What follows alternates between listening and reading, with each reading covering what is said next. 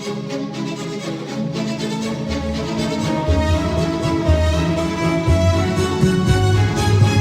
live play.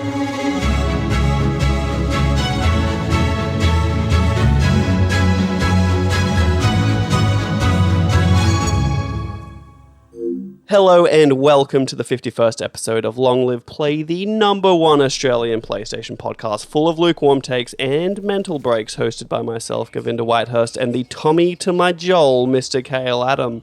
If you like what you hear, you can and should review us on Apple Podcasts. Please do it. Please. Begging you. No, it's fine. Or follow us on Instagram and Twitter at LongLivePod. Link trees there with other things. You can follow us individually, or you can just look at it and say it's a nice color because I chose a blue, which was kind of like PlayStation blue, which I thought was relevant, but no big deal. Don't worry about it. With that out of the way, Khayl, how are you going? Electric. I feel like static electricity is coursing through my veins. I feel fantastic. I feel like I've ascended to a higher plane, like a god, like a golden god of electricity. That's how I'm going. How are you going? Sorry, I wasn't listening. What was up? I feel good. I feel Why good. are you feeling so good? Well, it's just all happening, you know what I mean? I'm just an adult. I'm making big adult decisions about my life. It's fun. It's good. It's good You're fun. being very vague. You're being very wishy-washy. You're being cagey, and I don't appreciate it. I don't like being put in a cage.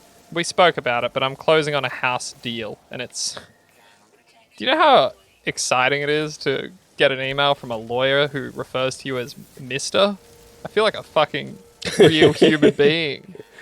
There's a point where I'm like, it is exciting, obviously, because buying a house, it's kind of a big deal. It's kind of cool. But isn't it also terrifying to see how much money you owe someone or some entity? Yes. yes, So I'm like, it is. yeah, congratulations, you're in the biggest debt you'll ever be in your entire life. Huzzah! Yeah, we'll see about that. Now, what are your thoughts on the imminently collapsing Australian property market? Thoughts? I think pretty good. I mean, it's all numbers that don't really make a lot of sense to me. Now, where did you stand on the idea that our almost liberal government was going to let us dip into our retirement funds to buy a house? Where do you stand on that? Well, see, I'm pretty uninformed, but initially I was like, that's a pretty good deal. See, my thoughts on it not being a good deal is kind of what my thoughts were is the overinflated Australian property market is, look, people are expecting it to maybe drop a little bit or more than a little bit, but who knows?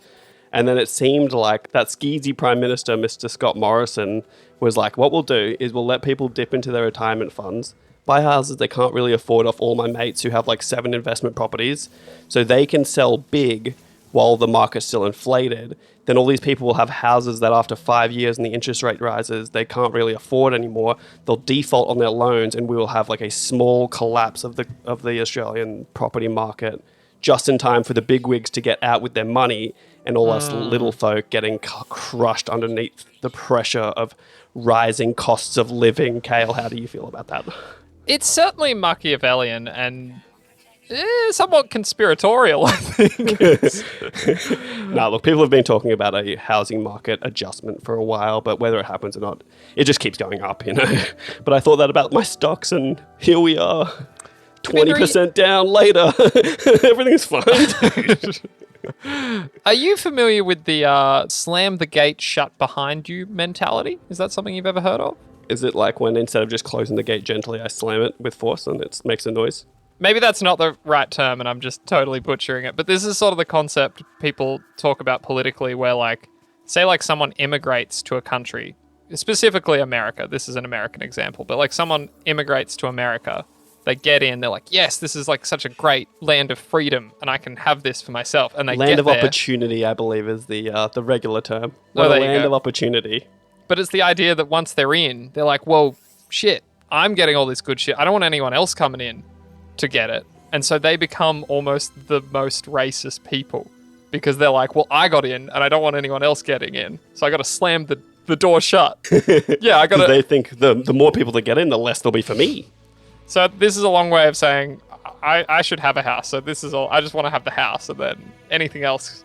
That's not for me to worry about anymore, dude. I think I'm in the clear. I have so many boring questions about your loan and stuff, but I'm going to save them for maybe off air because me asking you about your, is it a fixed term interest rate or what's the sitch there? But I don't really care and please don't tell me.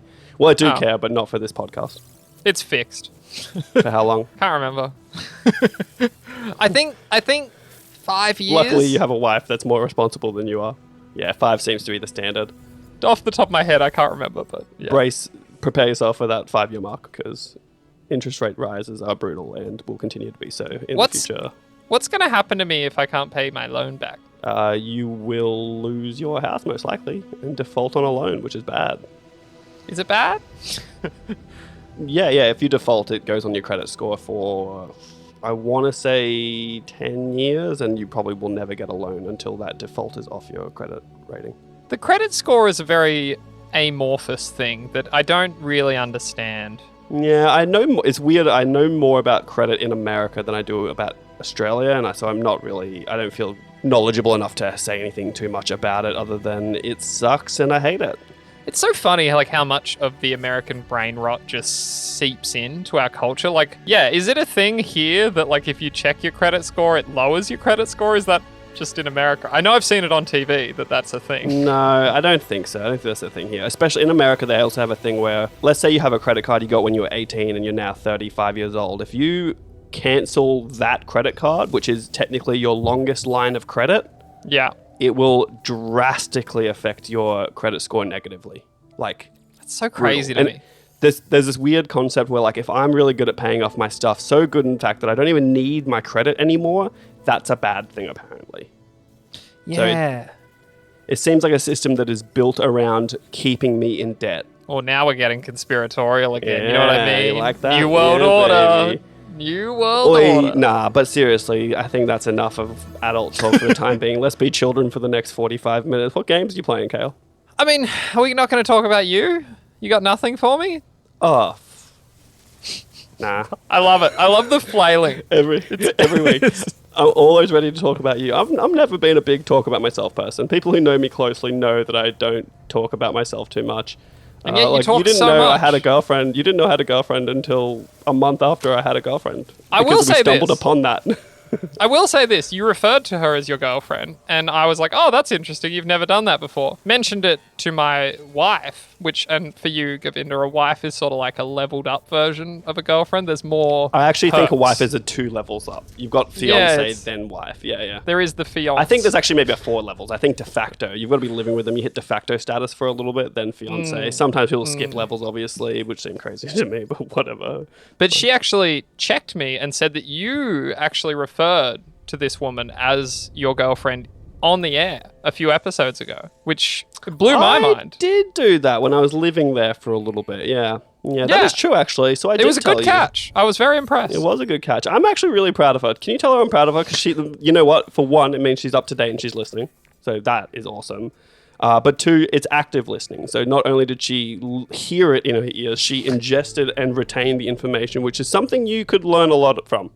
I think we could all learn a lot from that. The fact that she listened to the show and was attentive and had comments and concerns, and you can all do better. You know who you are. You can all do better. Every one of you. Every single one of you. I called it out at the end of the last episode, so I know retention probably isn't getting us to the end of the episode with most of you, which is a problem in of itself. But I did say someone should email me, and I'm yet to receive an email. Oh, that's like more about you. longliveplaypodcast@gmail.com. longliveplaypodcast@gmail.com. Front of the show. Come on, guys. Send me an email. I don't care what it is. Just a GIF. A funny GIF. I believe you asked for pictures of butts. Yeah, I believe that's butts, what you asked for. I feel like I'm going to get some real saggy butts. No saggy butts, sorry. Only good butts. And I know that sounds like I'm being like body shamey, and I am. Only good butts. I'm sorry. The good butt is highly subjective. Or like, I don't know, you can do funny butts. I'm down with funny butts.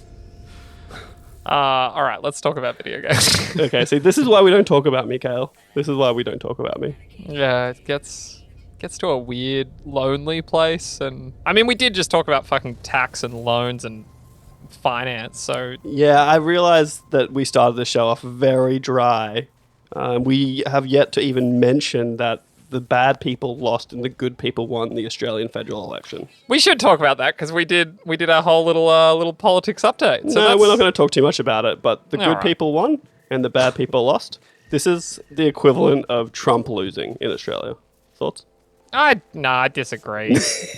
No, this is like George W. Bush getting voted out finally, you know? Yeah, he didn't get voted out. He just had 2 terms and had to leave.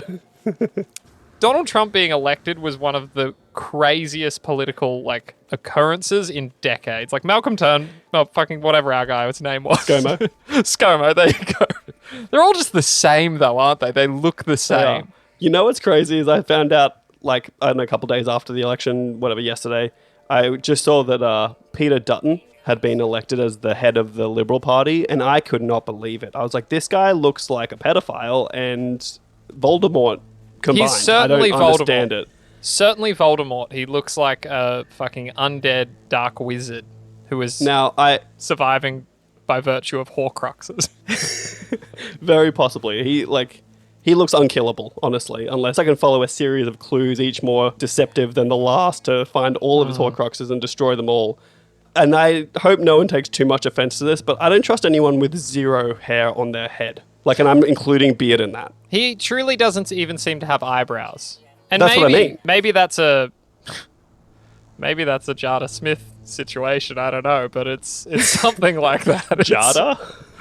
Is it Jada? Smith? Jada. Oh well, look. You know this is not my Yay, world. I get to correct you for once. Yay! I can't be the king of video games if I know about that. I gave up on that world. I just couldn't believe that they thought that ScoMo lost. So what we'll do is we'll put up evil incarnate in the form of Peter Dutton as an opposition leader, which blows my mind. That guy is straight up the devil. I think we've got several years of Labour leadership at this point. But I will say this. You're not wrong. 3, in fact. Albanese. Is it Albanese or Albanese? Albanese. This is how little I know about our current Anthony Prime Albanese, Minister. I I don't know think. anything about him except like his political story. Like, you know, the backstory they use and they bring up constantly. Like, I know that. That he But I was don't- like raised by a single mom and like Yeah. they were kind of poor and government housing. Yeah, that's a big And one. look they at like you, to lean look on. at me now. Now I'm your Prime Minister. Now, I have to point out that he made one small change very quickly in his prime ministership. I don't know if that's what it's called, but I'm rolling with it. And it was kind of a nice one. So, like, behind his little lectern, when he does all of his addresses, he added the Torres Strait Island flag and the Aboriginal flag with the Australian flag. It was a nice touch. It was And a nice touch. that's just one of those things where you're like, why wasn't that there? Like, Kevin Rudd did the Yeah. apology all those years ago, which was, you know, whatever you think of that. But I would have thought that would have happened then. Shows how much attention I pay. Yeah, I don't know. It's all very strange. But look, I have to say, I woke up the day after the results came in and I was like, the world's not so bad. Well, actually, wait, give me this. What is going to materially change? Is anything going to happen? Like, is he going to do anything that...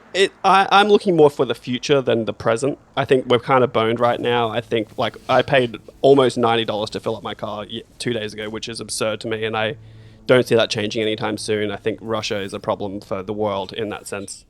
Well, we don't buy their oil anymore. But oil globally has more of a shortage now because of them. It's funny, too, because they reckon that's because the Saudi king chooses not to pump more. He's just like, ha ha ha. That's possible too. But look, I just think like cost of living is expensive. Whether they can fix that or not, who knows? But I don't think letting me dip into my retirement fund that I can't get until I'm 67 to buy a house was the answer necessarily. So I'm more thinking like the environment stuff will hopefully be addressed, and at least they'll put some money into it rather than the Liberal government being like, we are going to extract all money away from renewables by 2030, which seemed really backwards. Yeah. And hopefully it just means that they'll stop giving all their friends money and taking money away from the lower middle class, which is what the Liberals do time and time again. Can you believe those fucking backward redneck bogans in New South Wales and Victoria who could not even elect a single Greens senator? Oh, wait, in great news too, Pauline Hanson lost her seat. Oh, so she actually did. Yeah, I'm pretty sure the seat of Ryan went to a Green too, which was like the antithesis. Like, it just shows how far the pendulum swung on that one. The joke here for our Americans is that our home state of Queensland is typically seen as hell bogan, and we elected more progressives than the quote-unquote more progressive states. To be fair, though, we also elected a lot of libs. Yeah, and a lot of, One Nation's seat was up here. Like, it is crazy. It's crazy. Anyway, we're getting really in the weeds, and if you do not live in Australia, this is extra boring for you, and it's been like that for about 15 minutes now, so Jesus. apologies there. Back to being children and stopping the adult talk. Khayl, games, what are you playing? Continuing on with Rise of the Third Power again, I'm kind of boned for time at the minute, so I'm only like, I think I'm about 4.5 hours in, which is only like a few more hours this week. It remains great. It remains good. Like I'm playing this game now. Whoa! Great and good. That's a big gap. Is it remain great or remain good? It remains great, and it's been good. Like it's good that it remained great. Yeah, I think it's like a 40-hour game, which is a pretty big commitment at this time, but I got nothing else going on. I think, honestly, I'm looking forward to the Shadowrun trilogy we spoke about a few episodes ago. This is the trilogy of CRPGs coming to PlayStation. I think that's end of next month, and I don't know, there's not a lot going on. I will say, there's a big PlayStation sale on right now, and I'm not ready to pull the trigger yet, but Final Fantasy Origins Stranger of Paradise is on sale right now, and this game, I don't know what the deal is, because it's got decent reviews, but it looks so bad. I played the demo, and it was like, it's like bad Dark Souls with a Final Fantasy skin, but yeah, okay. I don't know, it's kind of fun as well. I think I could play it if it was on a big enough sale. Yeah, interesting. You should buy that for me. Well, I'm not going to do it for yet. Me, I mean for you, but for me. But it is percolating. It's in my mind. Now, look, I'm in this... I'm sorry, have you finished? Are you finished? Oh, that was all. Yes, thank you. I'm going to let you finish. I cede my time. I don't know what to play at the moment. I'm just flip-flopping all over the place. Like, I couldn't commit to Final Fantasy VII. I tried, and I was like, it's just not... Again, it's that feeling of, like, I just need to play something. You know? Yeah. Like, if I don't feel that, like, I must continue to play this because it's just that good, I'm not going to do it. And it wasn't compelling me to want to play it all the time. Hell Let Loose has been the only one that has been driving me home every day. I should say, the reason I haven't played more of fucking Rise of the Third Power is because I probably put 15 to 20 hours into Hell Let Loose with you this week. Yeah. We've been putting in a lot of time. Me and Khayl have figured out that the best thing that we can do when it's just us is to be a recon squad, which is a 2-man sniper squad with a spotter and a sniper. I usually snipe, Khayl usually spots with a little SMG, but now he's got his little rifle there, so things can be a little different. It's very nice. And it's pretty good. I had my best game ever. I got the elusive 10-kill streak trophy on my potential platinum run on this game. I'm just saying, things are percolating that I'm going to do that. That would be an impressive one, I think. And I got a crazy game of like 34 kills to 15 deaths, and it was pretty good, actually. Obviously, thanks to my fantastic spotter in the squad. Oh, of course. That was an important part of the squad. But really it was. There was some incredible minutes where, like, we're behind a fucking hedge, I have some binoculars, and I'm marking targets, and you're just able to knock them off. Like, it was pretty awesome. It's a fantastic game. There are some maps I think I figured out that it's more map-specific when I don't enjoy games than game-specific. And also, you're in teams that are just bad, you know? Yeah. Like, when you don't have a commander, you just notice the team just, like, is a bit stagnant and just can't get momentum and stuff like that. So that's a big part of it, too. But yeah, like when we were playing Foy, I was like, this map is just not it, as far as I can tell. And we've been playing it enough now that maybe some of the cracks are starting to show a little more. Like even the fantastically translated Saint Mary du Mont from last week. I feel like we've played that. Saint Mary du Mont. I feel like that map comes up every single time we play. Like we play it all the time. I don't mind that one though. That's pretty chill. Kursk has come up a few times. Kursk is one of the new ones, but what's that one where it's just like open muddy fields? Oh, Foy's, the muddy fields. You know the one. It doesn't matter.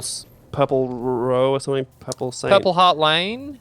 That's the one. Is that it? I think that's the one. Yeah, that sounds right. Yeah, and then there's puddles that are so big and deep that you can't cross them, and you've got to just like run until you can find a crossing and stuff. Yeah, that's brutal. Whatever that one was with the bridge that we were stuck on, it was just fucked. Yeah. So, look, again, this game, it's somehow the best and sometimes the worst, and it's just, there's no in between, really. I'm either having the best time or the worst time, but every time I have any downtime, that's kind of all I feel like playing right now. I will say, I'm feeling a slight change in the air. Destiny 2 Season of the Haunted dropped today. Maybe a little dip into that. I am down to mix it up a little bit, because Hell is wearing, it's not wearing thin, but like I put a lot of time in this week, and I can move away from it for a little bit and slide back in. But yeah, I could definitely be down for some Destiny vibes again, just because we did everything and then we did the story and then just went bye, which is kind of what I was expecting a little bit, but I wouldn't mind jumping back in. There's new story content. The new story content, but you also said what class is it? The Solar? Yeah, Solar 3.0. Yeah, so you can upgrade that now finally, because I was stuck on Void for literally the entire run of that DLC, which was a little bit bleh. Not my favorite one, if I have to say. But then there was also this inkling where I was like, I don't know what to play. I don't want anything too hectic, because if I am at my girlfriend's and I want to remote play, it can't be too like Hell Let Loose. I can't do that remote play. You know what I mean? Yeah. Final Fantasy, even I need inputs to be relatively accurate. That's just not working for me. So I then was like, you know what? I should just go back and give Yakuza Like a Dragon another go, because I really only played maybe the first act the first chapter when I started it and didn't keep going. So I started doing that again.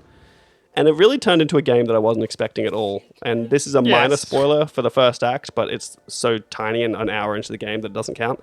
But you literally go to prison for 19 years and come back and everything's different. And it's a real fish out of water vibe, which I'm enjoying so far, where you kind of just try to get your bearings again and stuff. What's his name? It's not Kazuya. I can't remember the main character's name. It doesn't matter, but he essentially takes the fall for his... So someone in their family kills another family, and it was going to cause a big problem for everyone. And so instead of that happening, he takes the fall for his patriarch, who took him out of the streets, essentially, and he almost became like a surrogate son to the patriarch.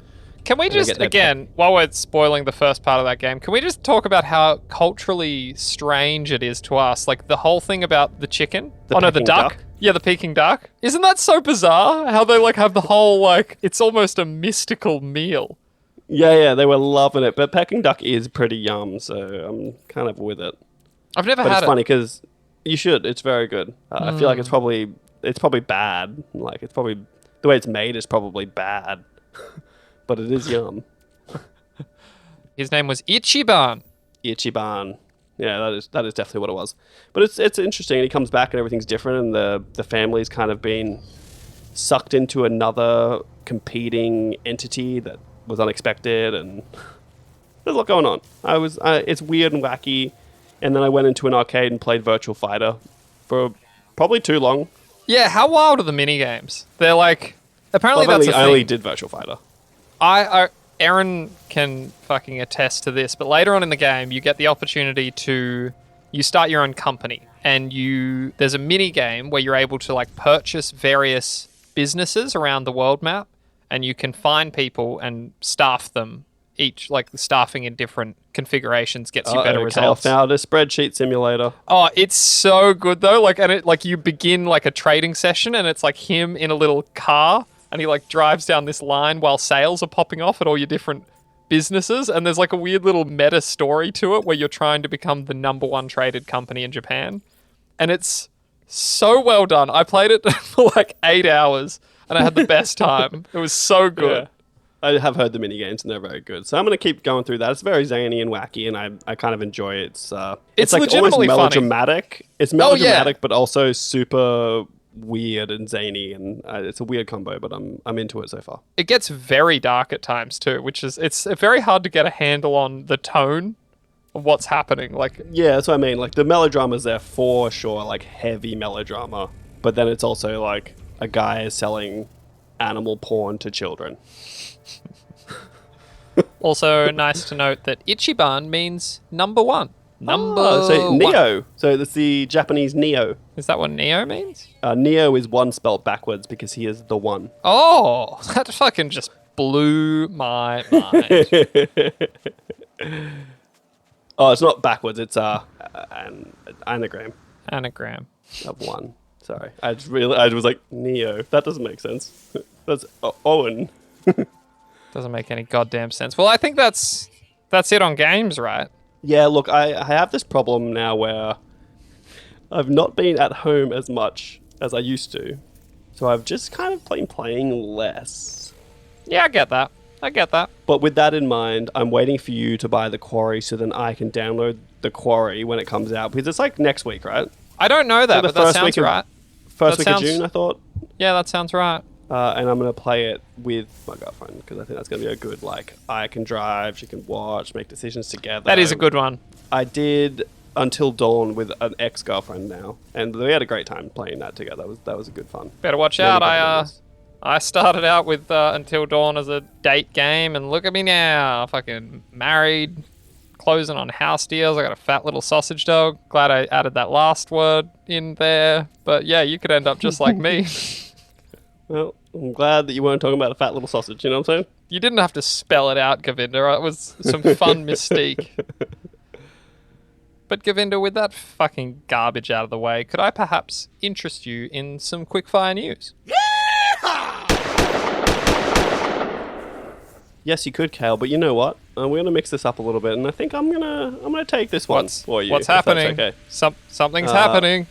I'm gonna take this one away from you, and we're gonna maybe I might take a couple of these away from you. You know, I just feel like I force you to deal with this a lot. You usually flounder, and I've got to rescue you anyway. So why not just take it? Am I right at the top? Am I being phased out? Are you taking tasks away from me? All I'm saying is that we might not need you next week. Okay. All right. Well, let me know. Just keep an eye on your schedule, your roster. All right. So the game Steel Rising from the developers of Greedfall, French studio Spiders, has released their story trailer, Khayl. And I just wanted to read you a little something. I thought I'd prepare something because I feel like I never do any of the heavy lifting here. So I thought I'd write a little thing for you, just see how it goes. Maybe like dip my toes into the gaming journalism world that you live in. If it's good enough, maybe if it's good enough, I too can write for gaming websites. What do you think? Oh, well, yeah, that'd be. I mean, I wouldn't believe it, but I'd love to see it. Imagine, if you will, an alternate history in which the French Revolution is quashed before it even began, not by the other great powers of the age, fearful of change, but the tyrannical King Louis the 16th himself, and his army of clockwork automatons. How's that fucking run you, Khayl? You like that? That was a great read. What website is this on that you're reading this? What do you mean? I wrote this myself. It's going to continue on. I continued. This is the narrative setup for the awesome-looking Steel Rising, an action RPG developed by French studio Spiders, who is perhaps best known for 2019's Greedfall. Not a game I'm interested in ever, but if you buy it, I will play it. It's an incredible original take on a fascinating period in European history and one that is not often explored in games. I'm not going to read all of it. You can actually read my article on pushsquare.com if you are interested. We might even leave the link in this description of this podcast, but have a little look there. It's pretty chill, and you can admire my byline as I have entered the world of gaming journalism. This is horse shit. All right, this is not how I thought this bit would go, okay? Yeah, I didn't think so. Okay, look, I'm going to come clean. I didn't write this. Who did write it? I don't know. Say it. Say my fucking This name. was published at 7:30 p.m. on Thursday by none other than Long Live Play assistant to the host, Khayl Adam.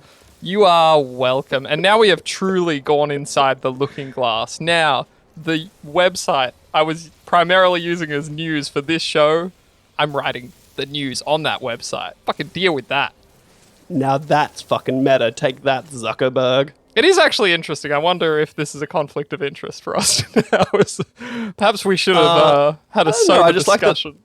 No, it's fine. We don't need to do that. We are small fries, right? They're not going to come after us. We're losing money. If they want to take on this debt, they can. That's all. You say they, do you mean my bosses? Is that what you're talking about? Yeah. Look. You're making them money and we're losing money. It sounds like they're winning. Yes. I'm going to be freelancing a little bit for Push Square going forward, which is very, very exciting. This is my favorite website. Govinda can attest that to his detriment. He looks at news, and if it's not on Push Square, he doesn't talk about it, and then we miss things, and that's why it happens. Literally, though, Steel Rising, what are your thoughts? I'm still not really sold, and the trailer didn't really sell me. Oh, actually, the trailer did sell me a little bit more. My interest was piqued more, because it looks like you play like a sentient automaton, if I'm not mistaken. Yes, I believe her name is Aegis. Aegis is her name. I will say, this trailer got me very fucking hyped as the weird history nerd that I am. It opens with one of my favorite lines in all of world history, Govinda. Of course, you know this one. it was the Duke of La Rochefoucauld, Liancourt, to King Louis my God, XVI. Butchered that. Sorry, continue. King Louis said to him, "Is this a revolt?" To which the Duke said, "No, sire. This is a revolution." Fucking powerful, dude. It's fucking powerful. That is a good line. I can't Just think deny it. That's about pretty that. sick. No, the trailer was done well, but it's one of those ones where look, my biggest skepticism of this game comes from the fact that this developer made Greedfall. And to me, that game looks not fantastic. Double A is what it is. It looks double A. Like skin, Yeah. like the character model, skin textures, like all that stuff looks kind of double A-ish. That's not necessarily like a bad thing. And I guess you look back at like The Witcher 2 to The Witcher 3 is a huge jump in quality. So it's possible that this is going to be better and they learned from their mistakes. But I'm skeptical. Yeah, my thinking is that Greedfall was a huge success for them. I'm hoping that that has pushed them to the next level. I will say, like, even the gameplay we've seen looks slightly janky. This is not Bloodborne, although it kind of is borrowing some visual elements from it. Yeah, I don't know. And the action RPG side of it, I'm less interested in. I don't know. When I first saw Steel Rising, I thought it was more of like a CRPG kind of vibe, but that's not what it is. I actually thought it was a Souls-like, and it isn't that either. So maybe we just have no idea what's going on at all. That just shows that the developer themselves aren't great at showing us what's going on, you know? Because we've only seen what we can see. Yeah, it's... I don't know. I am looking forward to it. I'll get it at launch. I will... This is just so designed for me, this game. It's setting fucking alternate French Revolution. It's... I guess. So As someone who's half French, you think I'd care, but I just don't really. The one thing I will say is they picked a fantastic year to release this game because it's coming. It got delayed from June 22nd to September 8th, but like, what else is coming out this year? Like, I'm confident God of War will make it this year, but I'm not going to be shocked if it gets delayed. Hogwarts Legacy, I'm certain isn't coming out this year, even though they say it is. Like, there's really not much coming up at the end of the year, so that leaves this as a big opening for something that, like, I might try and, with nothing else around it, might play a lot longer than I would have otherwise. It's funny you say that, Govinda, because when we get to it in our news that we care about, we're going to talk about another big Sony game that is probably going to hit at the end of this year, but I'll leave you with that titillating tease and move right along. Now, really quick, I'm just going to say that it's almost certainly not going to come out in September. If anything, it'll be more like an October, November. And if so, that still gives this game plenty of breathing room so that I can play it and maybe enjoy it and maybe not enjoy it, but I'll play it because there's nothing else to play. Carry on. Govinda, you know what time of year it is? It's fucking acquisition time. I guess that's all year. That's every day, yeah. It's every week there's fucking something. Well, this is a headline. Take-Two has acquired Zynga, the second biggest deal in games history. Zynga or Zynga? Zynga. Zynga. I think you pronounced the G, yeah. Zynga. I think it's Zynga, but I don't know for sure. So we're going to just say it these few times that we've said it at the start, and we're not going to mention it again. Continue. So this is a big deal. $12.7 billion. That's a fake amount of money that doesn't really make sense to our small minds. We don't need to get too much into these. I've kind of realized this too. I'm not even really interested in this myself, but it's like, this is the big news and you just have to say it. Yeah, you've got to say it. Look, obviously, Take-Two is the publisher of like Grand Theft Auto, XCOM, NBA 2K franchises, and Zynga, they're more of a social media / mobile developer that doesn't really have any resonance with me other than playing Words with Friends on my phone with friends and playing Farmville back when Facebook was cool. I was going to say, I only know them for Farmville, which I will say was revolutionary. Do you remember the for fucking... its time, dude, yeah. The insider trading that went on in our share house, like where we were fucking just all over each other with getting fucking sales and... What was it? You needed friends to come to your farm. Yeah, for shit to happen. But I also remember there were times where like my brother would give me his Facebook password so I could go tend to his crops while he couldn't and shit. Like, that game was a little moment in time. And so was Words with Friends, honestly. Like, they were both fun social games, but it's just... I just am wondering why Take-Two wanted them and why they wanted to pay so much for them. They must just print money, though, as a mobile gaming developer. I'm so glad you said, because Take-Two CEO Strauss Zelnick voiced his company's excitement about the deal, stating, quote, "We are thrilled to complete our combination with Zynga, which is a pivotal step to increase exponentially our net bookings from mobile, the fastest growing segment in interactive Blah, blah, blah. I'll cut it right there. It's Well, I'm one of wondering if those. I'm It's wondering one if of they're going to those. maybe start moving some of their franchises to mobile, because I feel like a game like XCOM, for instance, could have like a pretty good mobile game. As the resident XCOM fiend, that shit barely runs on a PS5. I don't even know how. Like, trying to play XCOM 2 on PS5, it's like the low 20s FPS. It struggles. What? It hasn't been patched for PS5, but the PS4 version running on a PS5 runs like dog shit. So I can't Which even. To be fair, there's more effects than you're giving it credit for, and there's a lot of late game stuff that goes on. It's a pretty graphically demanding game. I don't think it is, and I think that Actually, really just shows poor sorry. form from the developer. I was going to say it's probably just not optimized. Maybe it's not that graphically demanding, but it certainly doesn't run well. Yeah, I was going to say this game is not that graphically demanding for it to be running at least at 60 frames, you know? Moving right along, Govinda, everyone's favorite company, EA, that's Electronic Arts, for anyone in the know, is either looking to sell or merge themselves with another company. This one comes to us via Kotaku, article written by Ethan Gack. The video game market is consolidating like never before, and Electronic Arts is scrambling like everyone else. The Battlefield and FIFA maker recently pursued a merger with NBC Universal and also held potential acquisition talks with Disney, Apple, and other companies, according to a new report by the outlet Puck. While a deal isn't currently in the works, it doesn't sound like EA plans to give up anytime soon. Again, we're all going to be owned by Microsoft. That seems to be the biggest fish. Well, isn't it interesting that Microsoft wasn't included in the list? Do you remember in The Phantom Menace when Jar Jar Binks is like, there's always a bigger fish, and then that fish gets eaten by the bigger fish? That's kind of what's happening in the video game industry. Did you just quote Jar Jar on my fucking podcast? Well, I didn't quote him. I referenced him. Touche. I'm not into it. Now, what are your thoughts on Disney, Apple, or like Amazon buying EA or merging? I think they were actually requesting a merge because they wanted CEO Andrew Wilson to stay in the top position. What are your thoughts on that? Who would you want? Do you want any of them? If you didn't want any of them, who would you choose if you had to? I don't really have any thoughts on them. And I guess if I had to choose, I mean, Disney's kind of fucked up. Apple, I guess? I don't know. At least they're quality. I'll give them that. They're also not great. I speak to a former Apple employee on this podcast, and he's not great. So if that's any fucking thing to go by, Apple makes the most sense. Yeah, it feels weird. They go on further to actually quote Dylan Byers, who was the Puck reporter who actually broke the story, I guess.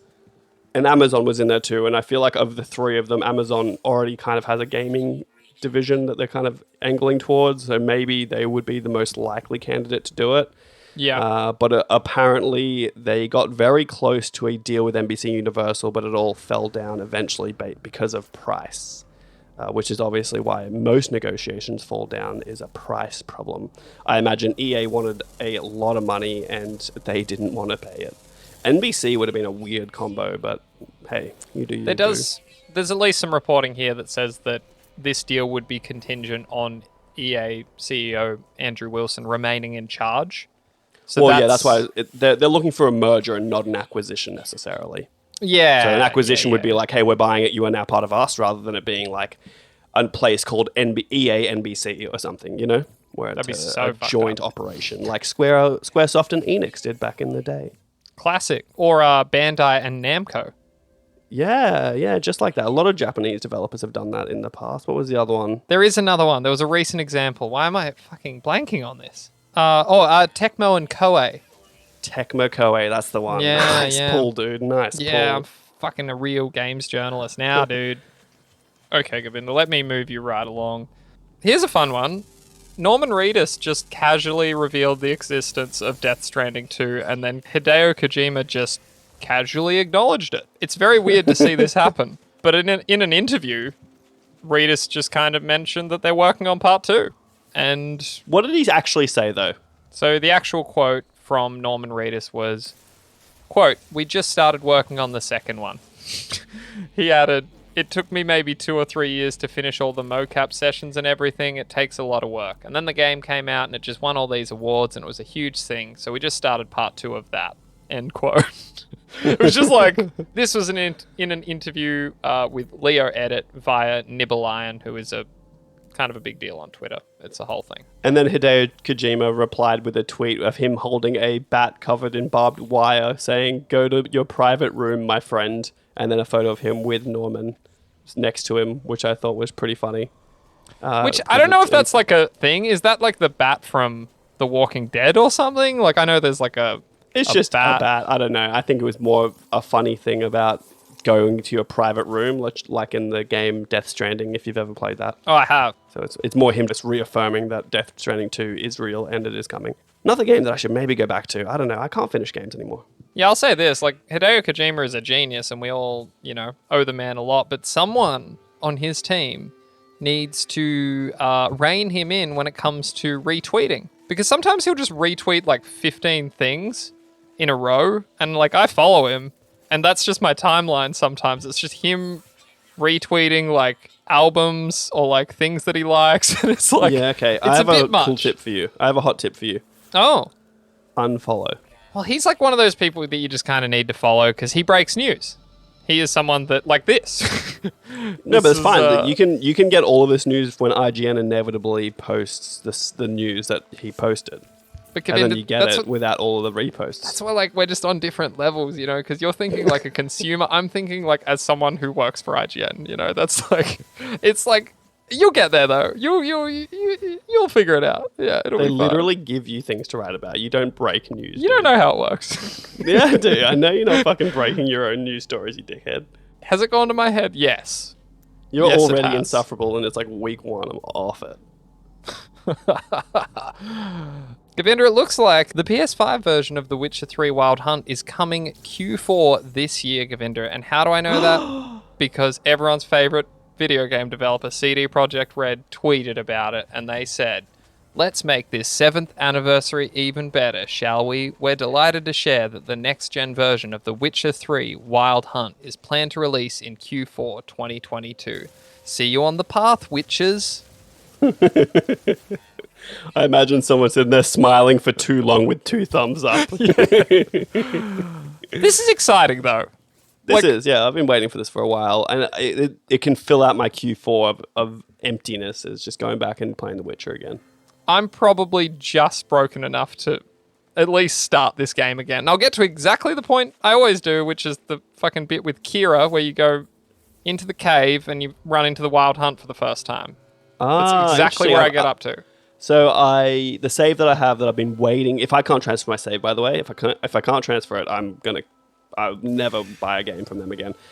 Yes, you will. I will. I'm past that point already, so I'm feeling pretty good about that. I can just get in, hit the ground running. Again, my fear with this always, even for like the Red Dead and like everything, is that like I forget how to play them, and then I get there, I'm like, this isn't fun because I don't know what I'm doing and I'm dying and I don't get it.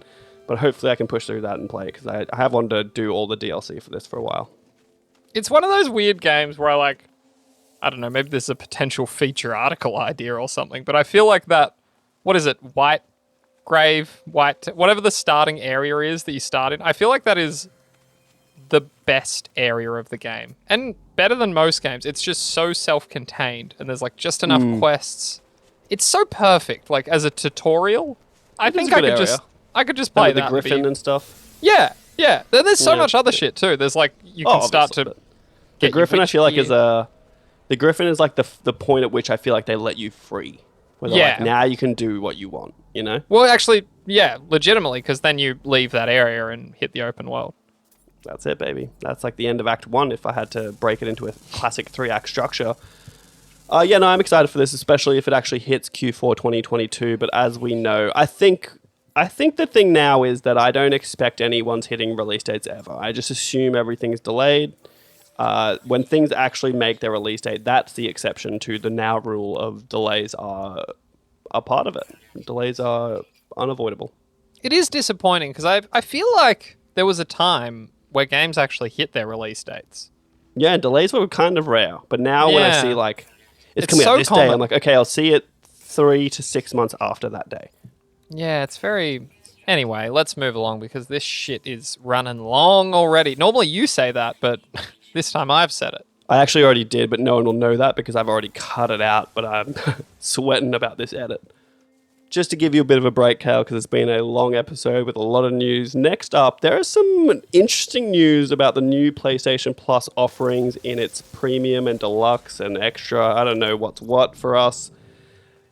But PS1 titles are getting trophies, Khayl. Does that interest you? It is one of the only things about this that does. Immediately, it interests me. It draws me in.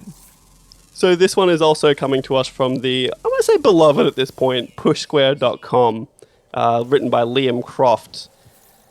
As the new PlayStation Plus prepares to launch across Asian territories, even more details concerning the classic PS1 titles are hitting the web. Now courtesy of Exophase, we have the trophy list for Siphon Filter, Intelligent Cube, Hot Shots Golf, Ape Escape, and Wild Arms.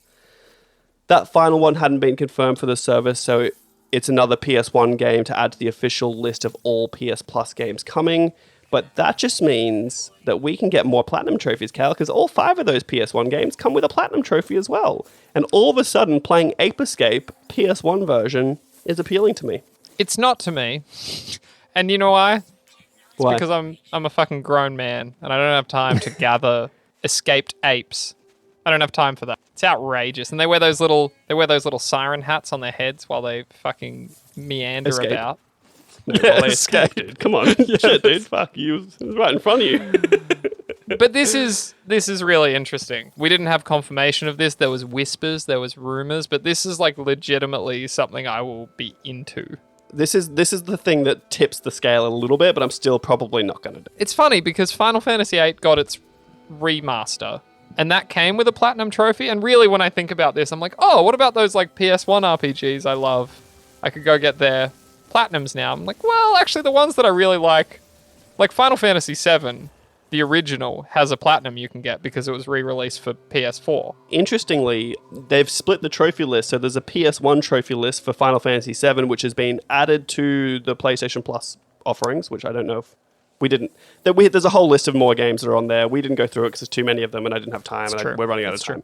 But Final Fantasy IX, Final Fantasy VII, Final Fantasy Remastered, and Final Fantasy VIII Remastered. Oh, maybe not 8, actually. Don't quote me on that. All right. They're on there. So the Final Fantasy VII has a trophy list for PS1. Final Fantasy VII Remastered for PS4 also has a trophy list. So hypothetically, you can get 2 Platinums for Final Fantasy VII, 3 if you include the remake. That's pretty wild. I will, just to be a pedantic dick, I don't believe the Final Fantasy VII on PS4 is a remaster. It's just a re-release. Just so that we don't get fucking atted. My apologies, you're actually correct. It is the Final Fantasy VIII Remaster that is on PlayStation Plus. That's correct. Roman numerals threw me off. It's Final Fantasy IX, Final Fantasy VII, Final Fantasy VIII Remastered. Beautiful. But yeah, there's like a whole bunch of Final Fantasies on there. And the Final Fantasy IX was the one where I'm like, maybe this is the time that I play it for more than 4 hours and get through the whole thing. I know that there's going to be some horse shit. There's like this weird mini game right at the start of that game. Anyone that plays it knows exactly what I'm talking about. I know you would need to get a perfect score in that to get the Platinum. And that would be so fucking infuriating. Well, it's not super clear how these trophies are getting implemented, whether PlayStation is doing it or whether the developer is going back and adding it. If PlayStation is making the trophy list, maybe not. If Square Enix is making the trophy list, absolutely you better believe it's going to be a bitch to get. I mean, this is the most appealing thing about this service for me. I'm legitimately interested now, and they'll probably get my goddamn money. The problem with this is the PS1 games are only coming on the top tier service, which is the one I'm least likely to get. So who knows? Who knows? I wonder if they'll ever do like a family plan. That combined with the game trials is pretty appealing. At least I could pop in and out. I might just jump in and check it out. That would be it. Like, just get a month of it. Because I wonder how that works too. I feel like the problem with this PlayStation Plus upgrade thing right now is that it is just so confusing for anyone who's interested in it. Like, I think they would have been better off where they were just like, you've got PlayStation Plus and you've got PlayStation Plus Premium, and this is what you get with Premium. And it was just a blanket thing rather than this tier system they've got going on. But then I guess you cost people out of the high-end ones. They don't want PS1 games. I don't know. It just, everything I see on Twitter is people being like, what's going on here? What games do I get? Do I get all of them? Do I stream them? What's going on? I don't understand. We are experts, and I'm a fucking paid professional, and even we can't get to the bottom of this. Like, The thing What does that I that think is mean? the craziest is that like there is PlayStation Plus Essential, which is standard PlayStation Plus, PlayStation Plus Extra, and then it splits off. So then it's like if you're in Australia, then it's PlayStation Plus Deluxe because you don't get PS3 streams. But if you're in anywhere else that does do the streams, you get PS Plus Premium, but they don't have the Deluxe one, and we don't have the Premium one, and it gets very fucking confusing. So look, trophies on PS1 games, that is a compelling offer. Maybe you'll get me for more than a month or two here or there just to try it out. Next up, it looks like Red Dead Redemption 2 might be getting an upgraded next-gen patch, according to a leaker. This story comes to us via Screen Rant, and it was written by J. Brody Shirey. A noteworthy gaming news leaker is now claiming that Red Dead Redemption 2 might be getting an upgrade for the PlayStation 5 and Xbox Series X/S in the near future. Rockstar Games' most recent open-world Wild West action title serves as a prequel to 2010's Red Dead Redemption, telling the story of outlaw Arthur Morgan as he struggles to survive in the rugged landscape of the American South in the late 1800s. Red Dead Redemption 2 broke several records when it was first released back in 2019. Govinda, does this get you hot beneath your saddle, between your cowboy boots?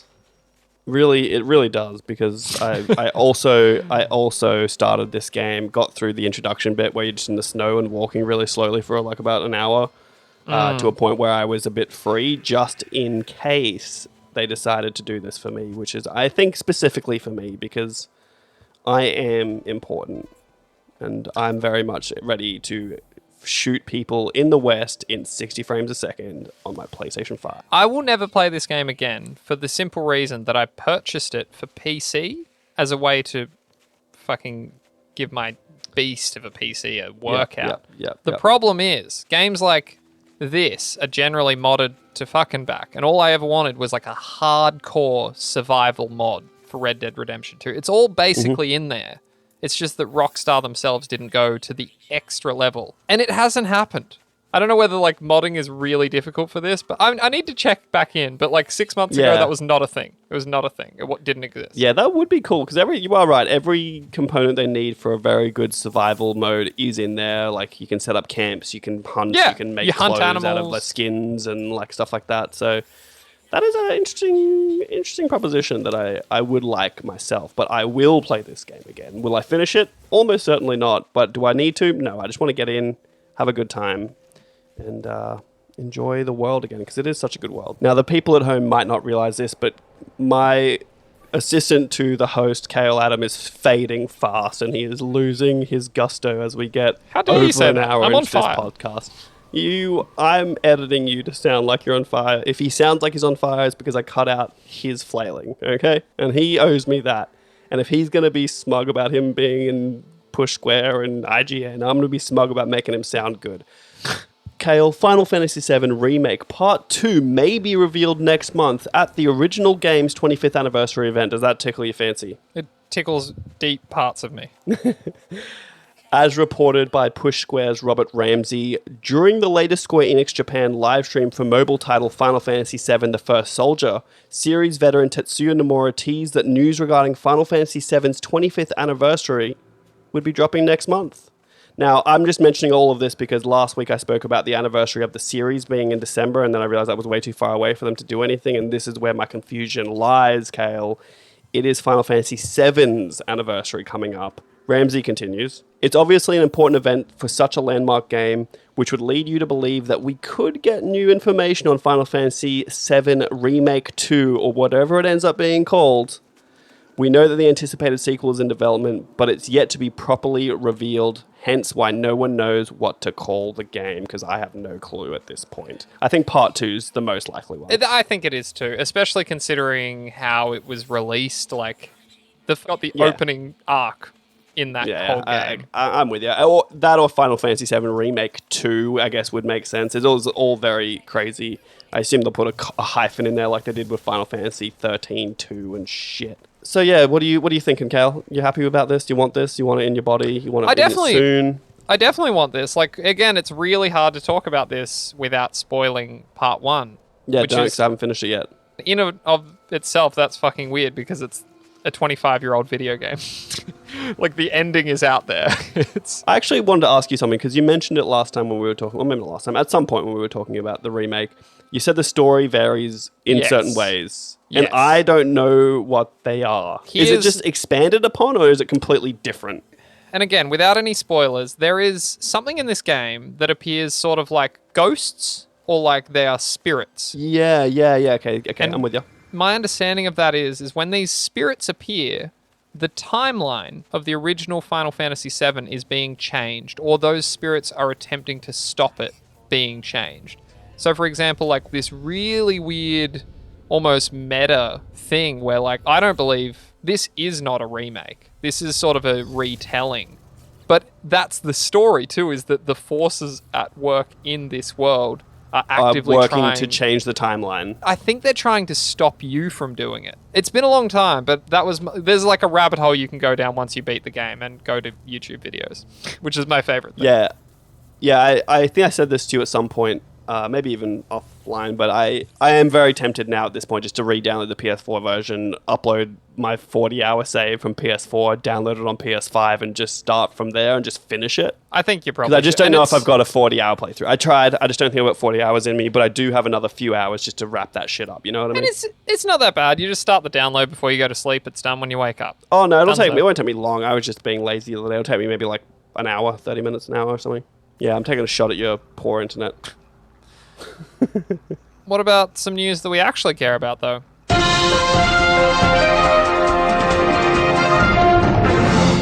The Last of Us Remake is something none of us asked for, but it seems we are getting it anyway, god damn it. Every few months, another whisper of its whereabouts is heard, although it is worth noting that it has never been officially acknowledged by Naughty Dog, the developer. According to noted industry insider Jeff Grubb, it may be coming sooner than any of us thought. Speaking on the Kinda Funny Games cast, he had the following to say, quote, "You've got to keep in mind that The Last of Us Part 2 came out a while ago, and there's people at that studio who are looking around for something to do. It's a pretty efficient and well-oiled machine over there at Naughty Dog, and they don't have to do too much because that's the whole point.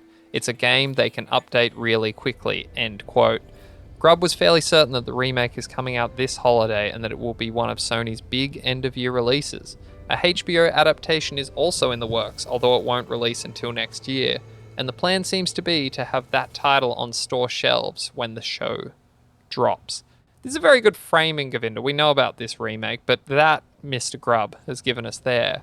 I hadn't really thought about. You're like, yeah, if they're not working on Factions, or they're not working on the rumoured other game that's in development, what's everyone doing? Like, I could believe they were like, oh, let's just quickly spruce up that other game that we had that people seem to like.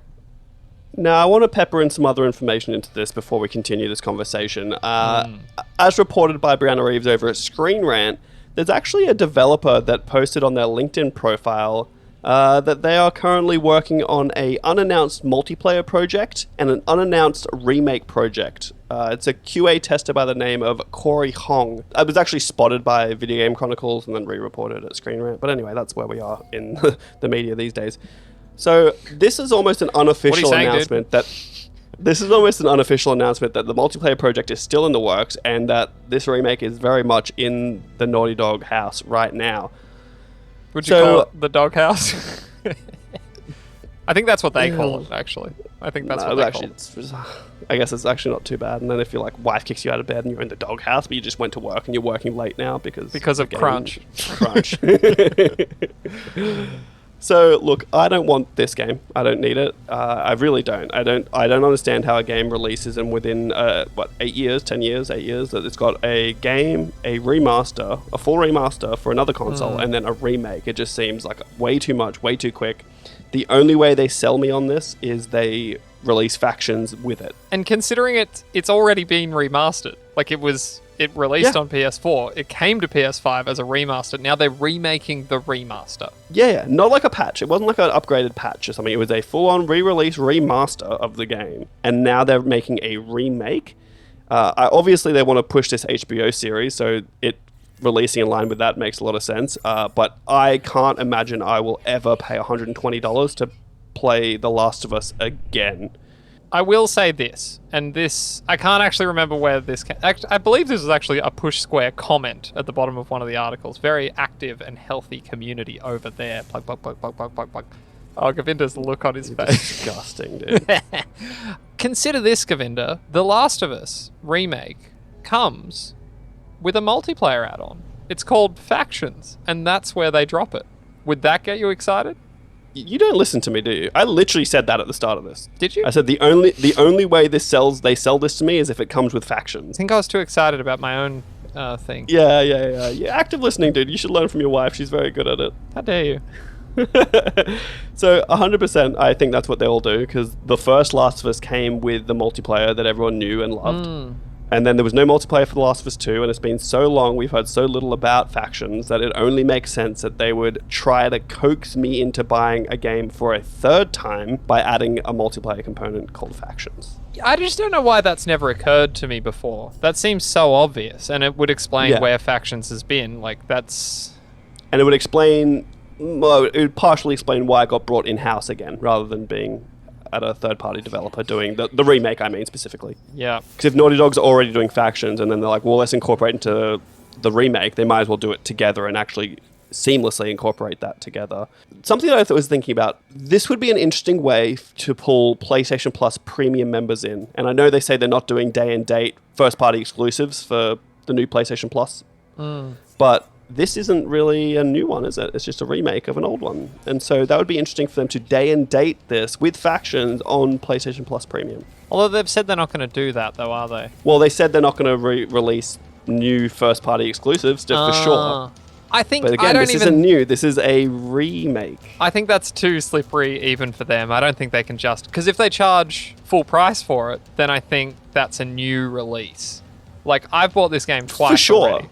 For sure, but I think they surely can't anticipate they're going to sell as many copies of this as they did with the original Last of Us game. So why not put it up for $120 on the PlayStation Store as a purchase, or you can just upgrade your PlayStation Premium to PlayStation Premium and get it for one extra $6 a month. It's just a tough pill to swallow. Like, all of us have played this game, and again, I think most of us have probably bought it twice. Like, to expect to charge it, like a full price release for it, I just can't see it. I don't think they have the fucking cojones.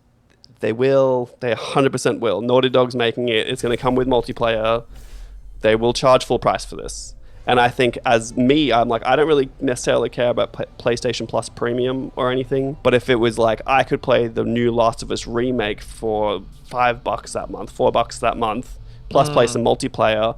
And then, actually, the multiplayer is really good. I kind of want to play it a little bit longer. And then, bam, I've got 2 months of PlayStation Plus Premium. I don't know. It would be a interesting way for them to be like, we're not doing day-and-date first-party exclusives, but being that this is a remake, we're going to chuck it up there just to coax people in early into the life cycle. I could see all that. Some part of me, I think this is an $89 release. It's like not... What is that? That's like $60 for the...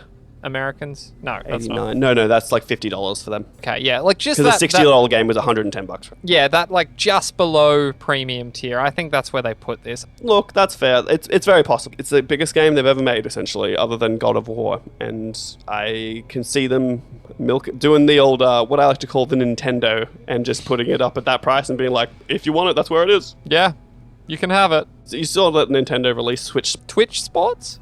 Switch Sports. Oh, okay, yeah. No, I didn't. Like Wii Sports, but for Switch. So you get bowling and tennis and shit again. Yeah, right. And it's just the same thing, or... It's $60. I just don't know about that fucking Nintendo. It's $60. And look, I played it, and it's actually very fun. The volleyball specifically is molto bene. But it's like $60 for a game that doesn't have any like tournament modes. It doesn't have any sort of modes. It's just like get in, play one player, play two player. It is what it is, you know?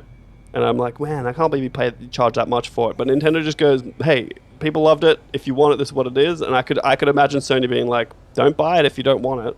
And this is what it is. God, I wanted Mario Tennis to be better, but apparently just released so poorly, and they've never added more to it, and it's still like full price. It's fucked. I just think the problem I had with Mario Tennis is the gimmicky levels, where it was like you've got to like avoid things, and I don't know. I just wanted a regular tennis game. I just wanted to play Wii Tennis again. So I'm glad that Switch Tennis is in existence now. But who knows? Govinda, I think I need you to get me the fuck out of here. You are as correct, as predicted. my brain is melting, and I need some sleepy time. It's actually so funny to watch this happen every single week. Like, you literally kind of zone out and you just stop paying any attention to what's I glaze happening around over. you. I think I And it's glaze really over. funny, and I don't know what you can do. The only thing I can imagine is you need to have, like, a Red Bull, but you can't start drinking it until, like, halfway through the episode. I'm so cut. I actually bought a cold pressed coffee, and I forgot about it. It's sitting in the fridge. Again, dude, that memory, it concerns me. I'm worried about you. Take care of it. This has been episode 51 of Long Live Play. Apparently, it's episode 52 next week, which would imply that that's our 1 year anniversary. And apparently, we have something special in mind for you. But just don't get your hopes up, because it's not going to be that special. I love the fucking shittiness of this podcast, which is already trying to soften the blow. Be like, well, don't get too excited. It's going to be underwhelming. If you've known us for more than this podcast, it'll be a little bit special. A little bit. All Because right. we've done other podcasts before, but that's all I'm going to say. There might be some news dropping. That'll be pretty fun for everyone. Predominantly not the people listening, just the people making it, but that's us. That's me and you, Khayl. And That's fun. one of us specifically, but we'll find out more. Stay tuned. So what you're saying is, Fun. get fucking hyped, dudes. Get hyped. That's what I'm saying, yeah. And it's going to be a 6-hour special, so Kale's going to need a few readies on that one, because after an hour here, he's gone, dude. I would legitimately need to take breaks. We do that over the course of several days. I'll give you bathroom breaks, but that's it. And the podcast never stops recording. You must keep the AirPod in the whole time. The thing is, Govinda, the spirit is This has willing. been but the episode body- 51 of Long Live Play. I've been me, Kale's been him. Stay tuned next week for the 52 episode 1 year special. It's going to be a fun time. There's lots of announcements, giveaways. There's none of that. I'm joking. I'm so sorry. Don't get your hopes up. That's it. Follow us on stuff. We really peter out at this point, don't we? We've been recorded for a long time. It's not just Jesus. me. Goodbye. Nah, it is kind of just you. Goodbye.